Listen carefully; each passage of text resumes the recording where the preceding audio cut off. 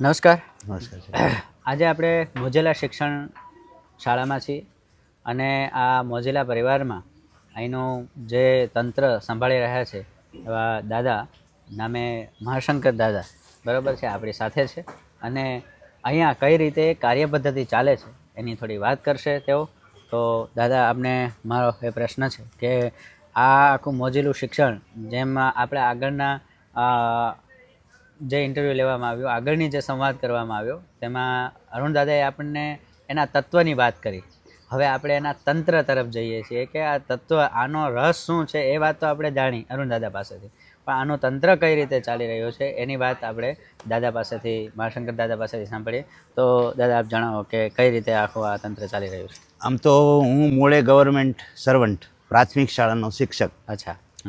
અને પૂજ્ય નાના દાદાના ને મનુ દાદાના ને એ બધા પુસ્તકો વાંચ્યા ત્યારથી મને એવું થયું કે શિક્ષણમાં આપણે કંઈક કરવું જોઈએ. પણ સરકારમાં જ્યારે હું નોકરી કરતો હતો ને ત્યારે જે કામ કરવાની મોકળાશ મળવી જોઈએ એ એના કોઈક બંધનના કારણે બહુ ઓછી મળતી હતી. પછી નિવૃત્ત થયો 2023ની અંદર. બરાબર. અને એ દરમિયાન મારી જે પૂર્વ શાળા છે ત્યાં મેં એવું કામ કર્યું હતું કે જે એક ડુંગર ઉપર મેં બનાવી છે, 3 સ્ટેપ બનાવીને, જેનું નામ નેશનલ લેવલ સુધી એ સ્કૂલનું નામ સારું રહ્યું. અને સવારે 7 વાગ્યાથી સાંજે 7 વાગ્યા સુધી એ સ્કૂલ હું ચલાવતો હતો. ગવર્મેન્ટના રૂલ્સ તો 11 વાગ્યાનો હોય, પણ સવારે 7 થી સાંજે 7 વાગ્યા સુધી એ સ્કૂલ ચાલતી હતી. અને જેમાં લોકભાગીદારી અને અમારા બાળકો જે કોઈ સાંસ્કૃતિક પ્રવૃત્તિઓ કે ઇતર પ્રવૃત્તિઓ સાથે જોડાયેલા હતા, એ પ્રવૃત્તિઓના કારણે લગભગ 1.5 કરોડ રૂપિયા બાળકોના એ સ્કૂલની અંદર બાળકોએ રોક્યા. અને એ કામ થયું. અવારનવાર અરુણદાદાનું ત્યાં આવવાનું થતું. એટલે એમને એક ઈચ્છા ખરી અને મારી પાસે રજૂઆત પણ આવી કે ભાઈ, નિવૃત્ત થયા પછી તમે શું કરવાના છો? બરાબર. ત્યારે મેં અરુણ દાદાને એવી વાત કરેલી કે નિવૃત્ત થયા પછી શિક્ષણ સાથે જોડાયેલું રહેવું છે. અને આપણે કહીએ ને, ભાવતું તું ને વૈદે બતાવ્યું. એટલે મને આ પ્રવૃત્તિ ગમતી હતી ને આ કામ કરવાનું મળી ગયું. બરાબર.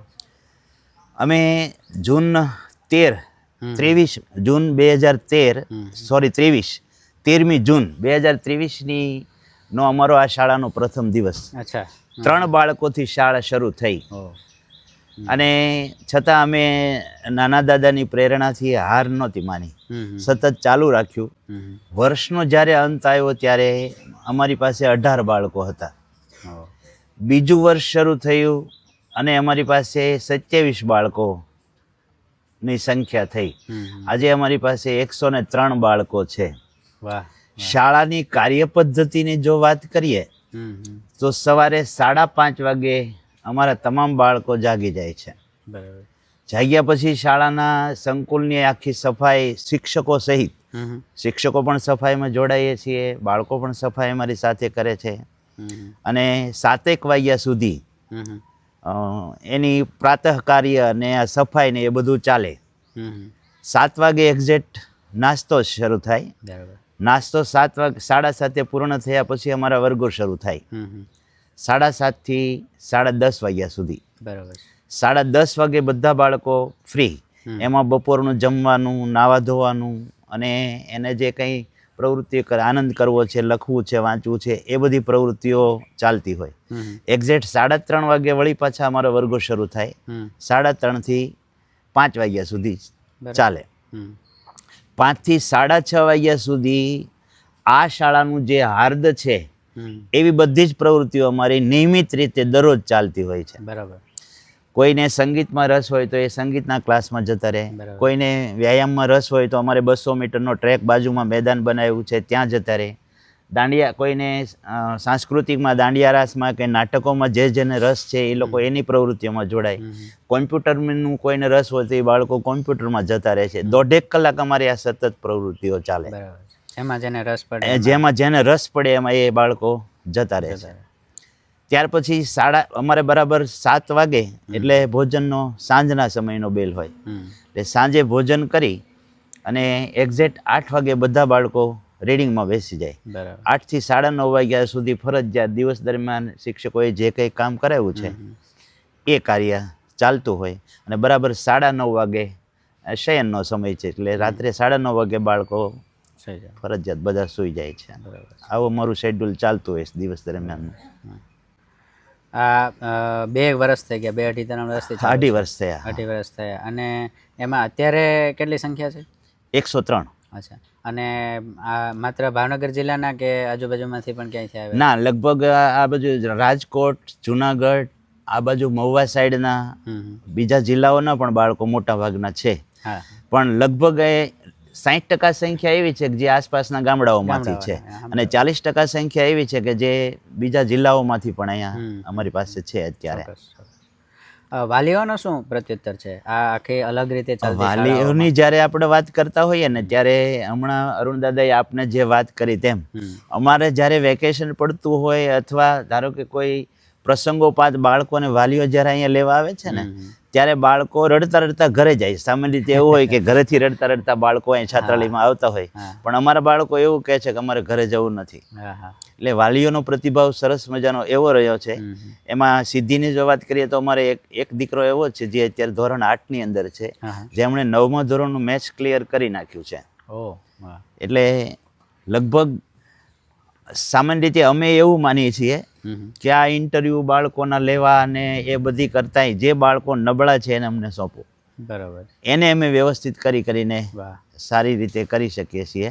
અને વાલીઓના પ્રતિભાવો અમારે અત્યારે ખૂબ સરસ રીતે રહ્યા છે કે જેના બાળકોને એ પૂર્ણ સંતોષથી અમારી સાથે વાત કરતા હોય છે. એટલે એ પ્રતિભાવ બાળકો જ આપે છે. આપણે જાણીએ કે બાળકો જે ઘરે જવા તૈયાર નથી, વેકેશન દરમિયાન પણ લગભગ 50% બાળકો એવું કે અમારે વેકેશનમાં અહીંયા રહેવું છે. એટલે આવું છે. અને આ 2 વર્ષની અંદર આપની સહઅભ્યાસિક પ્રવૃત્તિ ની વાત કરો. જેમ કે દાદાએ મને કીધું કે નેપાળ સુધી જઈ, તો એની વાત આપ. 2 વર્ષની અંદર જે સહઅભ્યાસક પ્રવૃત્તિઓ, અમે આમ તો એને સહઅભ્યાસક પ્રવૃત્તિઓ કહેવાને બદલે જીવનલક્ષી પ્રવૃત્તિઓ કહીએ છીએ. અભ્યાસ સાથે એના એટલા માટે કે જે કંઈ આ બાળકોને અહીંથી મળે છે ને એ પ્રવૃત્તિઓથી જ બાળકો શાળા તરફ આકર્ષાય છે અને સતત ને સતત શાળાની અંદર આ કાર્ય કરતા હોય છે. અહીંની દાંડિયા રાસની જે ટીમ છે એ ગુજરાતમાં મોદી સાહેબનો કાર્યક્રમ કોઈ પણ જગ્યાએ હોય તો અમારી ટીમને આમંત્રણ હોય છે ત્યાં. બરાબર. અને સતત 2 વર્ષથી ગુજરાત લેવલે અમારી શાળાની આ ટીમ છે એ પ્રથમ ક્રમે આવે છે. યોગની અંદર ગયા વર્ષે નેશનલ કક્ષાએ અમે ભોપાલની અંદર અમારી શાળા ગઈ દાંડિયા રાસની ટીમમાં, ત્યાં 3જા ક્રમે આવી. બરાબર. ત્યાં જે તે રાજ્યના સાંસ્કૃતિક બાબતો હોય છે. દાખલા તરીકે પંજાબ છે તો એનું ભાંગડા નૃત્ય હોય, મહારાષ્ટ્રનું નૃત્ય હોય, એવી રીતે આપણા નૃત્યની અંદર અમે 3જા ક્રમે ગયા વર્ષે આવ્યા. યોગની ટીમ અમારી ગયા વર્ષે ભોપાલ ગઈ. ભોપાલની અંદર 55 બાળકો, અમારા 55 બાળકો ગયેલા. એમાંથી લગભગ 25 કે 27 ગોલ્ડ મેડલ છે. બાકીના સિલ્વર મેડલ સાથે એ લોકોએ પ્રાપ્ત કર્યું છે. અને એમાંથી 5 બાળકો અમારા ઇન્ટરનેશનલ લેવલે સિલેક્ટ થયેલા.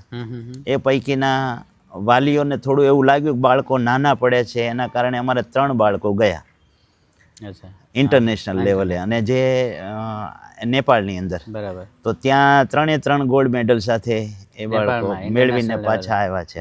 નેશનલ લેવલની આવી સિદ્ધિઓ છે. અને સાથે સાથે અમારી મેથ્સ અને સાયન્સ અને અંગ્રેજી વિષયો એટલા સજ્જડ છે કે અમારી એક ચેલેન્જ હોય છે કે જે કોઈ પણને આવીને કાંઈ પણ પૂછવું હોય, અમારો જે થઈ ગયેલો સિલેબસ છે એ પૈકીમાંથી, તો એ રીતે પણ અમારા બાળકો ખૂબ સરસ રીતે તૈયાર છે. અને આ 26મી જાન્યુઆરીના કે એવા જિલ્લા અને લેવલના જે કોઈ કાર્યક્રમો હોય ત્યાં મોજેલી શાળાની ટીમ હાજર હોય જ. બરાબર. વાહ. આપને એટલા વર્ષ દરમિયાન અહીંયા જે જોવા મળ્યું એ બાબતે આપ જે કંઈ કહેવા માંગતો હોય તો આપ. આમ તો હું જ્યારે ગવર્મેન્ટમાં સર્વિસ કરતો હતો ને ત્યારે નાના દાદાના અને મૂળશંકર દાદાના અને મનુ દાદાના પુસ્તકો વાંચવાના થયા. એ દરમિયાન હું આ સંસ્થાની બુનિયાદી અંદર ભણેલો નથી, પણ એ દરમિયાન માનસિક રીતે મને એવું થયા કરતું હતું કે કદાચ મને આ સંસ્થાઓની અંદર કંઈક કામ મળી જાય અથવા હું આ સંસ્થાની અંદર ભણ્યો હોત તો મને કેવો આનંદ આવત. અને માનસિક રીતે એવું થયા કરતું હતું કે આપણને આમાં કામ મળી જાય ત્યાં હું સવારે મારી જે ગવર્મેન્ટની સ્કૂલ ચલાવતો હતો ને, ત્યાં સવારે 7 વાગ્યાથી સાંજે 7 વાગ્યા સુધીની સ્કૂલ ચાલતી હતી. હું ગવર્મેન્ટના 11 વાગ્યાનો સમય હોય કે એવું મારી રીતે નહોતો માનતો. બરાબર. મેં આચાર્ય તરીકે 10 વર્ષ સુધી કામ કર્યું છે દંગાપરા પ્રાથમિક શાળા ઘોઘા તાલુકાની. બરાબર. એમાં સવારે 7 થી સાંજે 7 વાગ્યા સુધી કામ કર્યું છે. ઇવન કોરોના કાળમાં પણ મારી સ્કૂલ બંધ ન રહી એક પણ દિવસ, એ મારે ન કહેવું જોઈએ, પણ મેં એક પણ દિવસ એ બંધ રાખી નથી. વેકેશન કે રવિવારના દિવસે પણ મારે શાળા બંધ નહોતી રહેતી. સતત 24 કલાક શાળાઓ ચાલુ રહી છે. અને એ કામ ત્યારે મને 12 કલાક સુધી બાળકો સાથે કામ કરવાની તક મળતી હતી. ને પછી અહીંયા આવીને જે મને વાત ગમતી હતી એ સાર્થક થઈ. અત્યારે હું બાળકો સાથે 24 કલાક કામ કરું છું. અને મારી દીકરી છે એને પણ એ સરદાર પટેલમાં કામ કરતા હતા, CBSE ઇંગ્લિશ માધ્યમની અંદર. બરાબર. મને ઈચ્છા થઈ કે મારું ઇંગ્લિશ થોડુંક નબળું પડે છે, તો મેં દીકરીને રજૂઆત કરી. ઈશિતાબેન પંડ્યા આજ અત્યારે પ્રિન્સિપાલ તરીકે કામ કરે છે. તો એમને રજૂઆત કરી કે બેટા તું આવી જા ને તો મારે સોનામાં સુગંધ ભળે એવું છે. તો ત્યાં એ લોકો 35,000 રૂપિયા આપતા હતા. હું અહીંયા 25,000 રૂપિયા લાવીને આ બાળકો માટે થઈને લઈ આવ્યો છું. અને ખૂબ મને કામ કરવાની તક આનંદ આવે છે. પંડિત સાહેબ અને અરુણભાઈ છે એ મારા જીવનના જે શ્રેષ્ઠ વ્યક્તિઓમાંના માનું છું. અને મને અહીંયા લાવવામાં માનનીય પંડિત સાહેબનો ખૂબ જ સહકાર રહ્યો છે. અને અરુણ દાદાએ પણ મને એટલો સહકાર આપ્યો છે. આ સંસ્થાની અંદર મેં જે કંઈ માગ્યું છે કે દાદા મારે આ કરવું છે, તો મને એની આજે સ્વતંત્રતા છે. ભૌતિક સુવિધા બાબતે અને શૈક્ષણિક બાબતે પણ એને પૂર્ણ સંતોષ આપવાનો અમે પ્રયત્ન કરીએ છીએ. જે નમૂનો શિક્ષણ શું હોવું જોઈએ એવો નમૂનો પૂરો પાડવા માટે અરુણ દાદા જે કોઈ પ્રયત્ન કરે છે એ પ્રયત્નને સાર્થક કરવા માટે મારી સાથેની જે ટીમ છે એ અમે બધા કટિબદ્ધ છીએ.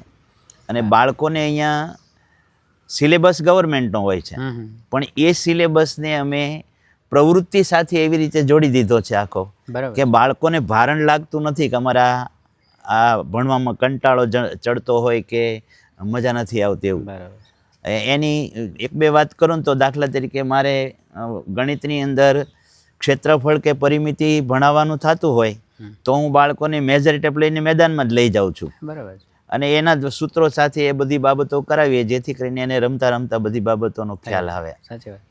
એવી રીતે ભાષાની કોઈ પ્રવૃત્તિ હોય તો એને ગીતો કે જોડકણા કે એની સાથે જોડીને કે વાર્તાઓની સાથે જોડીને અમારા શિક્ષકો એવી રીતે ગોઠવે છે કે જેથી બાળકોને ભારણ લાગતું નથી. અને સતત બાળકો મોજમાં. છાત્રાલય જીવન સામાન્ય રીતે એવું હોય છે કે બાળકો એકબીજાનો નાસ્તો ખાઈ જતા હોય, ક્યાંક તાળા દેવા પડતા હોય છે. મારા છાત્રાલયમાં તમે ચક્કર મારશો તો અમારે એક પણ કબાટે તાળું નહીં હોય. છતાં અમારા બાળકો કોઈનો નાસ્તો ખાઈ જતા હોય કે કોઈના પેલામાંથી કંઈ લઈ લેતા હોય એવું નથી. જે અમારું સાચું મૂલ્ય શિક્ષણ આ છે કે જેથી કરીને બધા સાથે કોઈ બાળક ધારો કે બીમાર પડ્યું છે તો 5 બાળકો એમની સેવા કરવા માટે ત્યાં હાજર હોય છે. રાત્રે ઊંઘે નહીં કે આને મજા ન આવે ત્યાં સુધી આપણે એની સાથે રહીએ. અમારા શિક્ષકો પણ એટલા પ્રેમથી એની સાથે જોડાયેલા હોય છે. એટલે આમ ગણીએ ને તો મૂલ્ય શિક્ષણની જ્યારે વાત કરીએ ત્યારે અમારી આ અરુણ દાદાના અને પંડિત સાહેબના નેજા નીચળ અમે જે કંઈ પ્રયત્ન કરી રહ્યા છીએ અને ગ્રામ દક્ષિણા મૂર્તિ દેવને પ્રાર્થના કરીએ કે અમે આ ગુજરાતને નમૂનો પૂરો પાડી શકીએ કે આ સરસ રીતે અમારું ચાલી રહ્યું છે. આભાર.